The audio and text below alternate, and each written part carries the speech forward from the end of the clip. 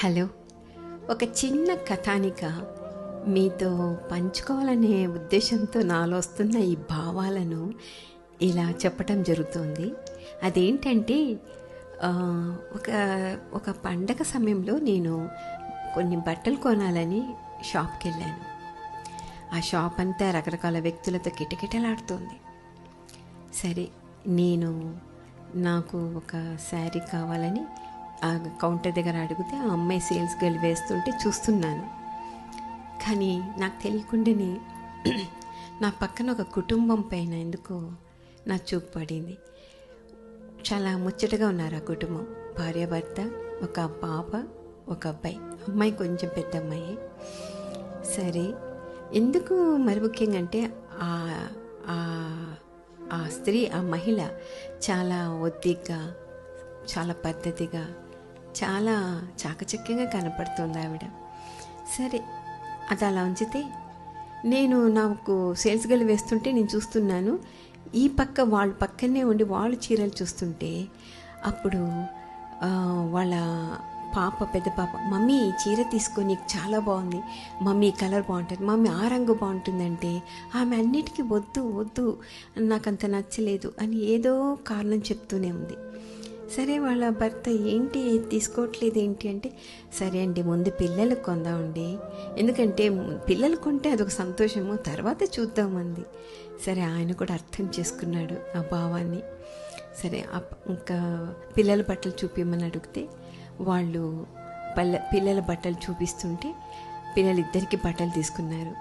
అందులో వాళ్ళ చిన్న అబ్బాయి ఏమో కొంచెం ఎక్స్పెన్సివ్, నాకు ఇవి కావాలా అది కావాలంటే, అవి వద్దు నాన్న, నీకు ఆ రంగు బాగాలేదు అని ఏదో తెలివిగా చక్కగా చాలా సమర్థవంతంగా అబ్బాయిని ఒప్పించి వాళ్ళ బడ్జెట్ తగిన బట్టలు వాళ్ళు కొనేసి వాళ్ళు సంతోషపడేలా చేసింది. అప్పుడు అనుకున్నాను, ఇంట్లో తల్లి పాత్ర ఎంత ఎంత చాకచక్యంగా ఉండాలి కదా. ఎవరిని నొప్పించకుండా చేసుకుంటూ పోవడం అనేది అది గొప్ప నైపుణ్యమే అనుకున్నాను. పిల్లలు సంతోషపడ్డారు వాళ్ళ బట్టలు చూసుకొని. తను అనుకున్న బడ్జెట్లోనే వచ్చింది. ఎందుకంటే ఆమెకు తెలుసు తన భర్త సంపాదన ఏంటో, ఎంత దేనికి ఏ బడ్జెట్ వేసుకోవాలో. సరే, ఇక ఆయన ఇంకా ఎప్పుడైనా నువ్వు తీసుకుంటే, ఆవిడ లేదండి మీరు కూడా ఒక షర్టు తీసుకోండి అంటే, నాకెందుకు అని ఆయన అనటం. ఎందుకు? ఆయనేమో త్యాగం చేస్తున్నాడు భార్యకు కొనాలని, కానీ ఈవిడేమో లేదు భర్తకు వేసుకోవాలా, ఆయన వేసుకొని చక్కగా పండగ రోజు అలా తిరుగుతుంటే చూడాలని ఈవిడేమో త్యాగం చేస్తున్నారు. ఇవంతా నేను మధ్యతరగతి కుటుంబంలో జరిగే ఈ సున్నిత విషయాలు ఒక్కోసారి మనసుకు చాలా నిండిపోతాయి. అలా సరే గమనిస్తున్నాను. సరే, ఆయన తనకు తగిన షర్ట్ ఏదో తీసుకున్నాడు.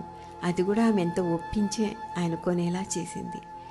తర్వాత ఇంకా సరే ఇప్పటికైనా నీ చీర కొను, సరే ఏదో ఒకటి వేసుకో, ఏదో ఒకటి కొను అన్నాడు. ఏదో ఒకటి అనటంలోనే అర్థమైంది మిగిలిన బడ్జెట్లో నువ్వు ఏదో చూసుకో అని. సరే, ఇక కౌంటర్ దగ్గరికి వచ్చాక మళ్ళీ చీరలు చూస్తుంటే చిన్న అబ్బాయి ఏమో మమ్మీ ఈ చీర తీసుకో, ఆ చీర తీసుకో మమ్మీ, ఎందుకు మమ్మీ తీసుకోవు, నువ్వు అన్నీ బాగున్నాయి కదా అంటే, నాకు అన్నీ బాగున్నాయి కానీ నాకు నచ్చిన రంగు, నాకు నచ్చిన డిజైన్ లేదు అని ఏదో చక్కగా తెలివిగా చెప్పేసి మిగిలిన బడ్జెట్లో తనకు తగిన ఒక చీర తీసుకుంది. పెద్దమ్మాయి అవన్నీ చూసింది. వాళ్ళ అమ్మ ఎందుకు అలా ప్రవర్తించిందో కూడా అమ్మాయికి అర్థమైపోయింది. కాస్త పెద్ద అమ్మాయి, జ్ఞానం వచ్చిన అమ్మాయి. అదే, ఇంకా కుటుంబం అంతా షాపింగ్ చేసుకొని ఇంకా బయటికి వెళ్తుంటే, ఏమన్నా తిందామా డాడీ అన్నాడు అబ్బాయి.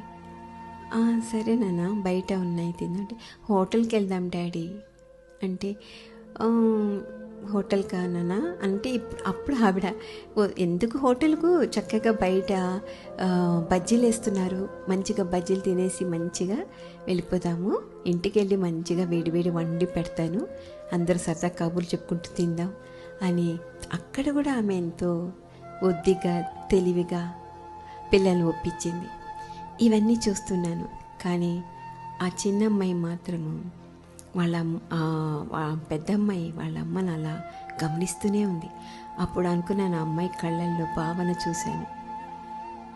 అమ్మాయి అన్ని పరిస్థితులు అర్థం చేసుకునే స్టేజ్లో ఉంది. అప్పుడు అనుకుని ఉంటుంది మా అమ్మాయి, మా అమ్మను నేను పెద్దయినాక బాగా చూసుకోవాలి, మంచిగా చదివి పెద్ద ఉద్యోగం తెచ్చుకొని మా అమ్మ నాన్నను నేను అద్భుతంగా చూసుకోవాలి, వాళ్ళకి ఏ కొరత లేకుండా చూసుకోవాలి అని అనుకుని ఉండొచ్చు. ఎందుకంటే ఆ అమ్మాయి కళ్ళలో ఆ భావన నేను చదవగలిగాను.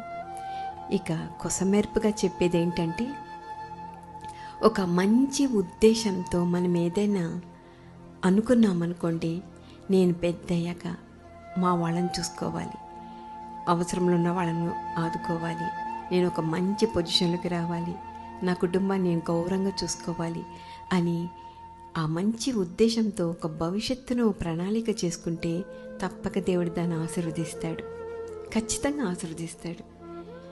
సో నువ్వు పైకి వచ్చి ఎదుగుతున్నావంటే, ఒక మంచి స్థితిలో ఉన్నావంటే, నీ కుటుంబం ప్రయారిటీ అవసరమే, నిజమే. నీ కుటుంబంతో పాటు వారి బాగోగులతో పాటు అవసరంలో ఉన్న వారికి నువ్వు చేయగలిగింది ఏదైనా చేయగలిగితే అటువంటిదే దేవుడికి ఇష్టం. నీ దగ్గర 2 అంగీలు ఉంటే ఒక అంగీ అమ్మన్నాడు కదా. కాబట్టి మనమే కాదు, ఇతరులు కూడా కాస్త ఏదైనా చేయగలగాలి ఇతరులకు కూడా అనే ఒక భావన మనము డెవలప్ చేసుకుంటే ఖచ్చితంగా దేవుడు మనల్ని దీవిస్తాడు. Okay, thank you.